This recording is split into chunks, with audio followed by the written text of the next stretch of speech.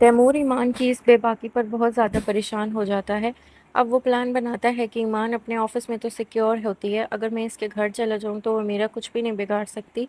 तैमूर अपने ख़ास बंदे से पता करवाता है कि ईमान के घर कौन-कौन रहता है और उसे ये पता चलता है कि ईमान के माँ-बाप टंडू आदम में ही रहते हैं और ईमान यहाँ अकेली रहती है। तैमूर पैसों से भरा हुआ बैग लेकर गाड़ी में बैठता है और सीधा ईमान के घर की तरफ चल पड़ता है।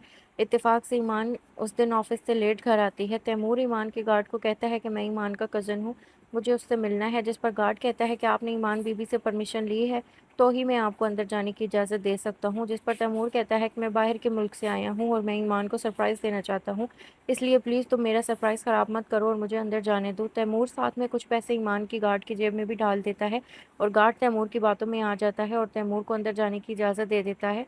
रात को लेट जब ईमान घर वापस आती है तो गार्ड ईमान को कहता है कि ईमान बीबी आपसे मिलने कोई आपका कज़न आया हुआ है। ईमान बहुत परेशान हो जाती है कि आखिरकार इससे मिलने कौन आ सकता है। जैसे ही ईमान अंदर आती है और अपने सामने तैमूर को बैठा देखती है तो इसके पैरों के नीचे से तो ज़मीन ही निकल जाती है। ईमान गुस्से से तैमूर पर चिल्लाती है और कहती है कि तैमूर भाई आप आखिरकार चाहते क्या हैं? जिस पर तैमूर ईमान के पास आता है और कहता है कि ईमान पहले तो तुम मुझे भाई मत बोला करो और मैं तुमसे क्या चाहता हूँ क्या ये तुम्हें अच्छी तरह से नहीं पता? जिस पर ईमान कहती है कि नहीं आप मेरे घर क्यों आए हैं?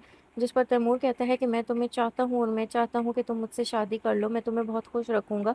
जिस पर ईमान कहती है कि आइंदा अगर आपने ऐसी बात की तो मैं आपकी जान ले लूँगी। जिस पर तैमूर कहता है कि मुझे कुछ भी कहने से पहले इस बात का जवाब तैयार रखना कि जब मैं यहाँ से बाहर जाऊँगा तो मीडिया को तुम क्या मुँह दिखाओगी, क्योंकि ये पैसों से भरा बैग रिश्वत के तौर पर तुमने लिया है। ये मैं कहकर मीडिया वालों को तुम्हारे खिलाफ कर दूँगा, फिर तुम्हें कौन बचाएगा? जिस पर ईमान तैमूर को कहती है कि तैमूर तुम कितना गिर सकते हो, मैंने कभी सोचा भी नहीं था।